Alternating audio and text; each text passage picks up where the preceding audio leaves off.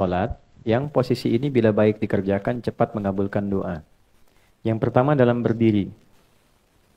Spesifiknya adalah dalam bacaan Al-Fatihah pada kalimat iyyaka na'budu wa iyyaka nasta'in. Dalilnya adalah hadis qudsi tersambung kepada Nabi, jalur sahabat Abu Hurairah radhiyallahu taala anhu. Kalimatnya qala Rasulullah sallallahu alaihi wasallam qala Allah azza wa jalla qasamtu shalah baini wa baina 'abdi wa li 'abdi ma sa'al. Nabi SAW menyampaikan Allah Subhanahu wa taala berfirman dalam hadis qudsi, aku bagi salat menjadi dua bagian antara aku dengan hambaku. Kalau hambaku benar mengerjakan bagiannya, maka apapun yang dia minta aku akan kabulkan. Idza qala al-'abdu alhamdulillahi rabbil alamin, qala Allah azza wa jalla hamadani 'abdi. Kalau hamba memulai membaca alhamdulillah rabbil alamin, maka aku jawab. Ingat ya, kalimat Al-Fatihah itu dijawab oleh Allah.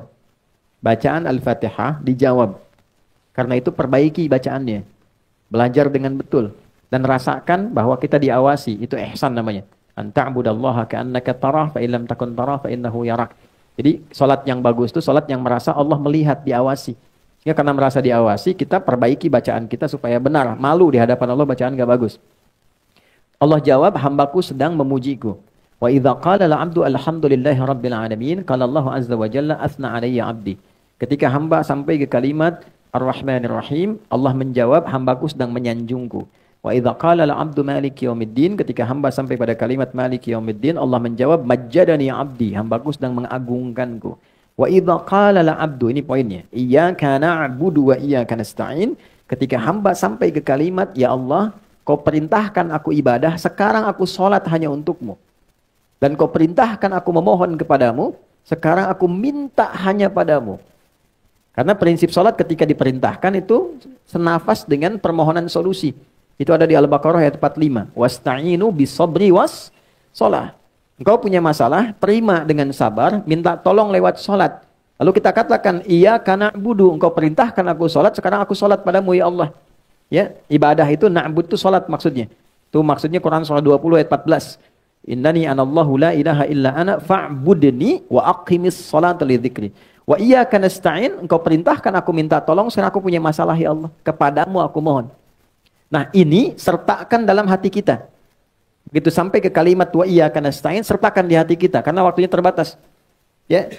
Nanti langsung ditunjukkan oleh Allah dalam kalimat ihdinas siratal mustaqim. Digabungkan semua masalah kita di satu ayat. Siratal ladzina an'amta 'alaihim ghairil maghdubi 'alaihim walad dhalin. Nah, kalau kita sertakan dengan kalimat itu hajat kita di situ dan Allah Maha tahu dengan keadaan hati kita seketika. Ya. Apa dalil prakteknya? Dalil hadis sudah, dalil kemudian di Qur'annya dengan praktek itu dialami dan dilakukan oleh Nabi Zakaria. Di Quran surah ketiga Ali Imran ayat 38 sampai dengan ayat ke-39. Okay. Nabi Zakaria bermohon dalam salat, dalam berdiri.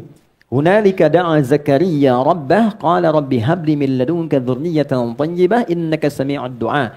Di mihrabnya Maryam, Nabi Zakaria berdoa dalam salatnya. Beliau minta, ya Allah, manusia menghukumi aku tak mungkin punya keturunan. Maka aku mohon kepadamu dari yang tidak punya batas dalam pemberian. Aku mohon padamu saja. Engkau pasti mendengar doaku. Kalau pada yang maha mendengar tidak terkabul juga, mohon tunjukkan padaku saat ini dengan cara apa lagi aku mesti memohon kepadamu. Fanadathul malaikatu wa huwa qa'imun yusalli fil mihrab.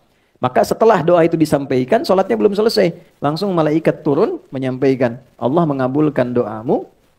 Sedangkan beliau masih berdiri dalam salatnya. Itu poinnya, berdiri dalam salat. Oke, annallaha yubashshiruka bi Yahya. Allah kasih kabar gembira engkau akan punya anak namanya langsung dari Allah Yahya. Jadi Yahya itu nama langsung dari Allah. Ya, artinya hidup. Yang mustahil menurut manusia ada bayi yang lahir hidup dari rahim perempuan yang divonis monopos dan mandul. Maaf, bagi Allah tidak ada yang mustahil lahir dan hidup dia. Kedua saat ruku'.